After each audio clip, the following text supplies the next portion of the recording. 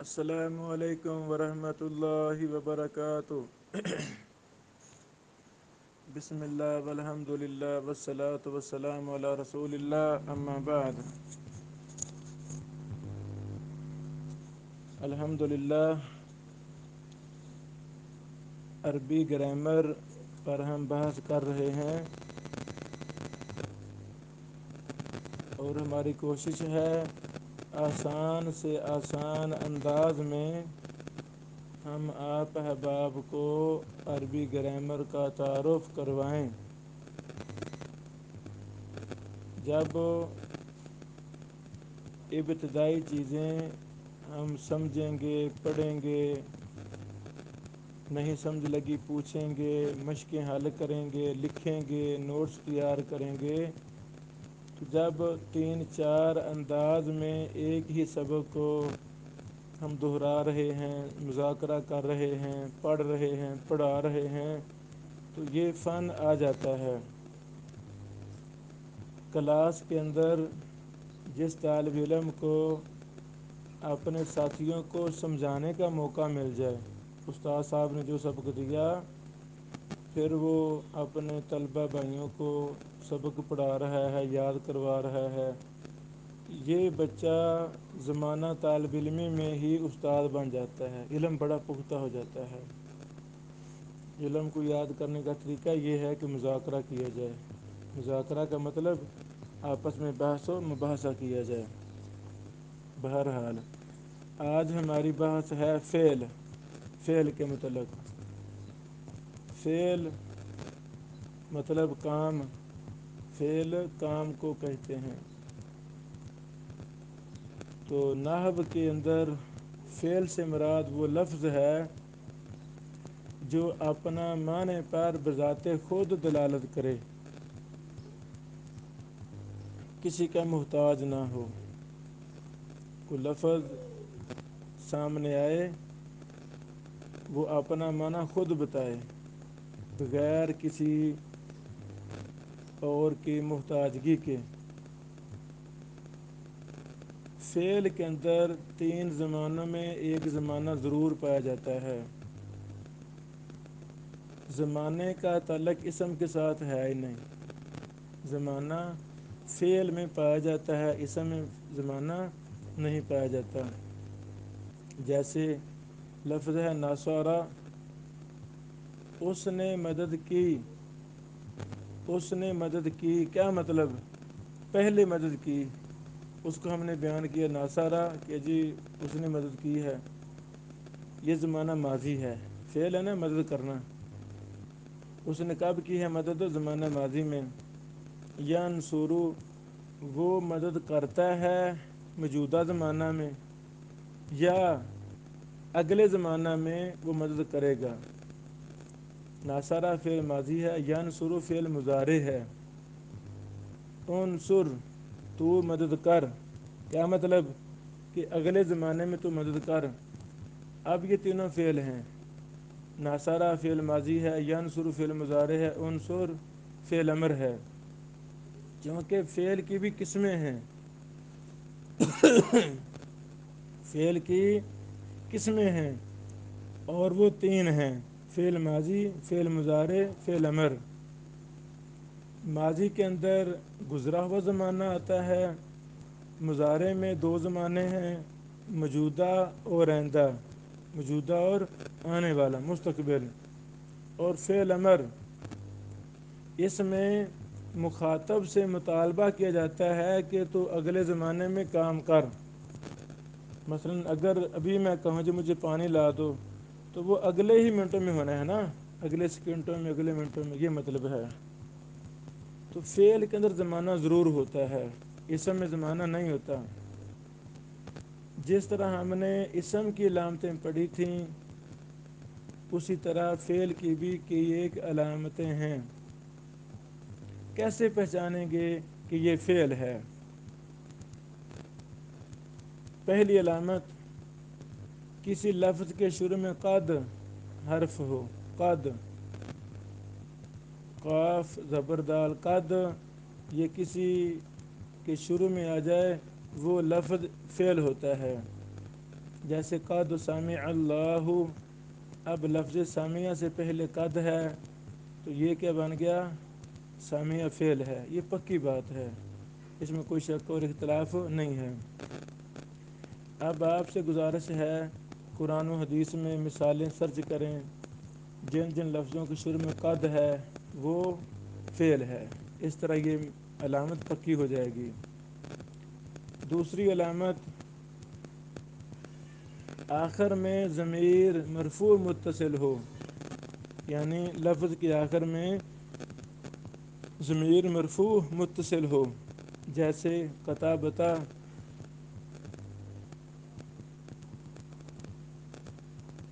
اسی طرح شروع میں سین ہو، سین زبر سا، یا صوفہ ہو، جیسے سیقول، جیسے سیقول ہے، شروع میں سین ہے تو یہ دلیل ہے کہ یہ فعل ہے۔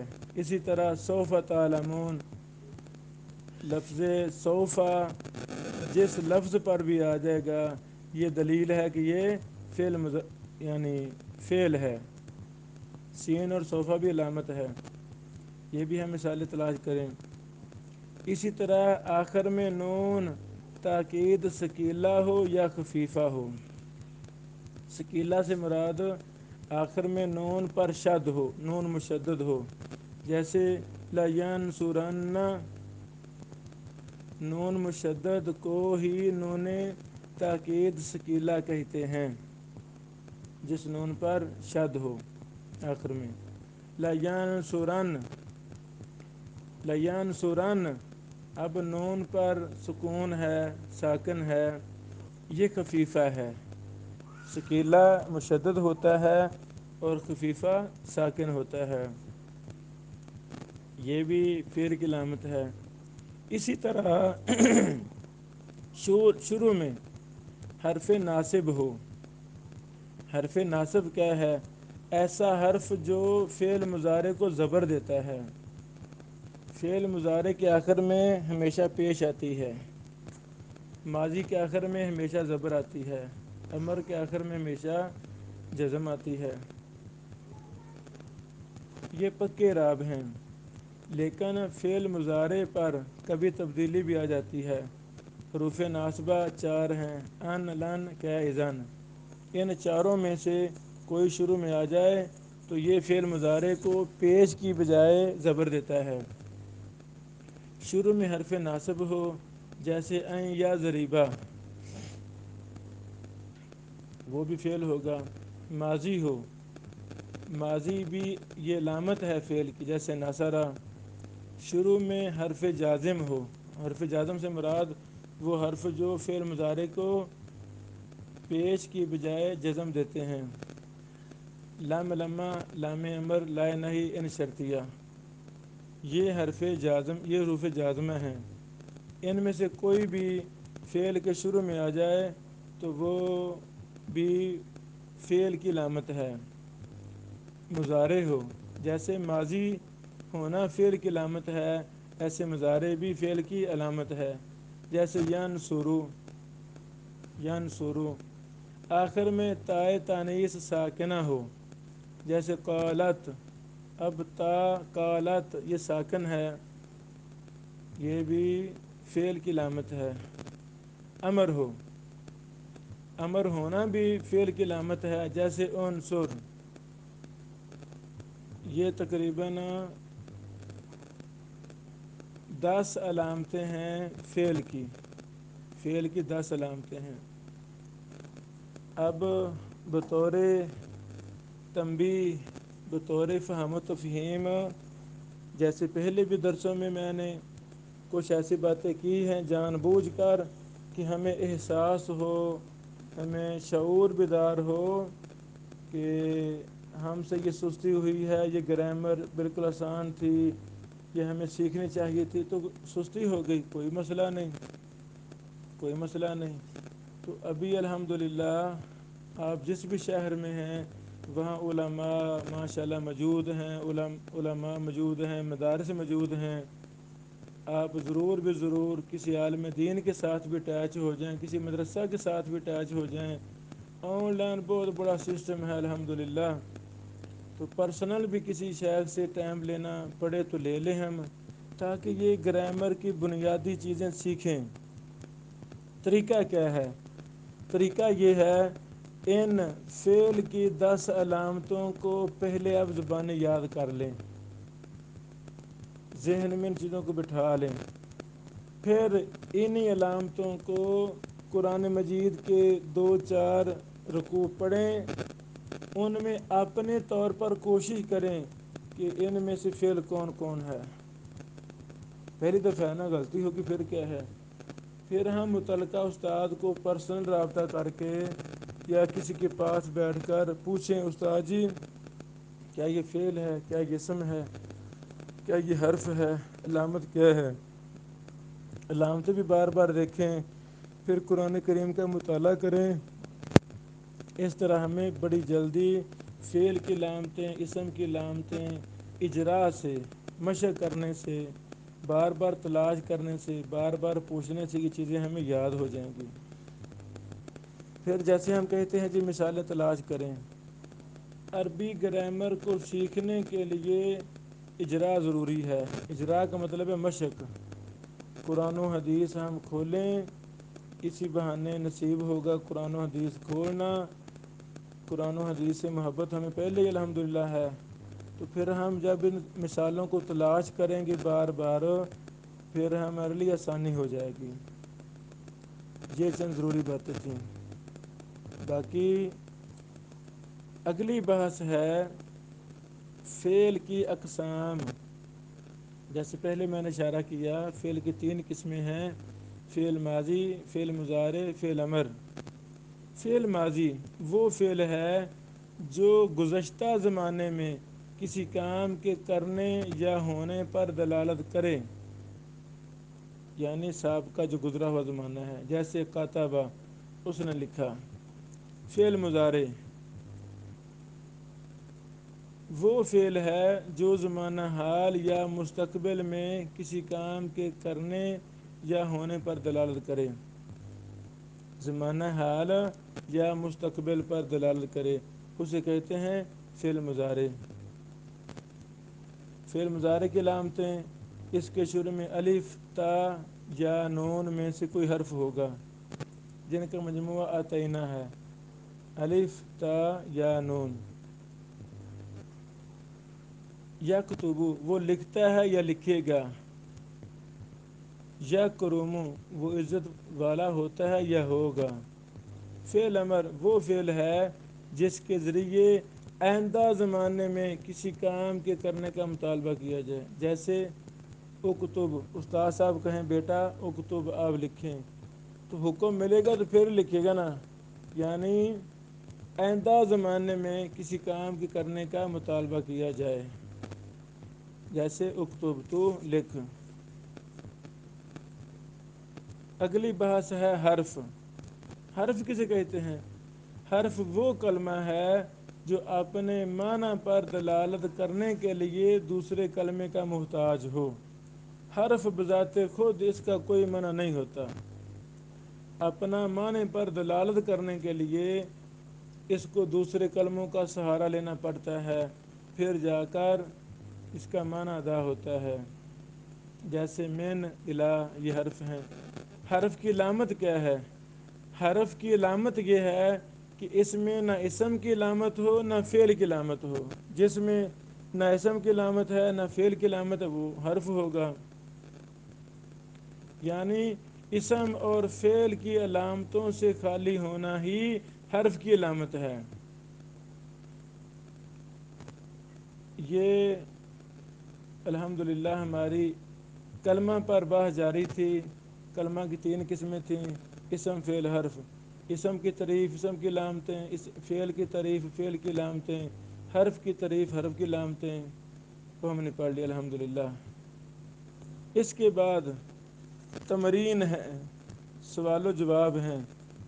یہ میں سارے سبق کے فوٹو بھی کلاس روم میں شیئر کرتا ہوں، آپ اس کو بارہا پڑھیں، لیکچر بھی سنیں، یہ پڑھیں بھی. اور سوال و جواب تو ضروری ہے یہ لکھیں. سوال و جواب، سوال لکھے ہوئے ہیں، جواب خود آپ لیکچر سن کر یا کتاب سے تلاش کر کے لکھیں۔ استاد رہنمائی کرتا ہے، ایک ہی کلاس میں 20 بچے ہیں، 20 طلبہ علماء بیٹھے ہیں، استاد رہنمائی کرتا ہے۔ جو رہنمائی کو قبول کر لے وہ خوش قسمت ہو گیا۔ اسی 20 بچوں میں بعض بڑے بڑے محدثین بن جاتے ہیں، بعض نکارہ نکھٹو وہ بے دین رہ جاتے ہیں، دنیا دار بن جاتے ہیں، دین سے دور ہو جاتے ہیں۔ مطلب کیا کہ یہ بھی اگر رہنمائی قبول کر لیتے تو بات بن جاتی۔ آپ کے ایمان کو تازہ کرنے کا ایک واقعہ میں سنانا چاہتا ہوں کہ رہنمائی بہت ہو رہی ہے لیکن ہم قبول نہیں کرتے، ہم قبول نہیں کرتے۔ میاں نذیر حسین محدث دہلوی الحمدللہ ایک بہت بڑا نام ہے، جن کی محنت سے بر صغیر میں قرآن و حدیث عام ہوا۔ یہ تقریباً 15-16 سال کے تھے، ابھی انہوں نے پڑھنا لکھنا شروع نہیں کیا تھا۔ ایک دن برہمن ہندو، غیر مسلموں کی قسم ایک برہمن کافر، وہ بزرگ ملے، انہوں نے کہا میاں نذیر پڑھنا شروع کر دے۔ نذیر صاحب جوان ہو گئے یار، پڑھنا شروع کر دیں۔ اس کی بات کو پلے باندھا، انہوں نے پڑھنا شروع کر دیا۔ کیا پڑھا؟ انقلاب لے آئے، اللہ تعالیٰ نے بڑا کام لیا۔ تو ہمیں رہنمائی قبول کرنی چاہیے۔ اگر اللہ تعالیٰ نے ہمیں اکٹھا کیا ہے قرآن و حدیث کی بابرکت زبان کو سیکھنے کے لیے، تو ہم رہنمائی کو قبول کریں، لیکچروں سے فائدہ لیں، کتابوں سے فائدہ لیں۔ پھر آپ کے قریبی علماء موجود ہیں الحمدللہ، مساجد ہیں، مدارس ہیں، ان علماء سے اٹیچ ہو جائیں کہ جی ہمیں کچھ سمجھا دیا کریں۔ تو پھر ہم بھی کہتے ہیں کہ سبق کے دوران کوئی ڈاؤٹ ہو تو آپ پرسنل ہم سے پوچھیں یا گروپ کے اندر پوچھ لیں، ہم آپ کو وہ جواب مہیا کریں گے، تاکہ تھوڑا تھوڑا کر کے یہ زبان سیکھی جائے۔ بارک اللہ فیکم، السلام علیکم ورحمۃ اللہ وبرکاتہ۔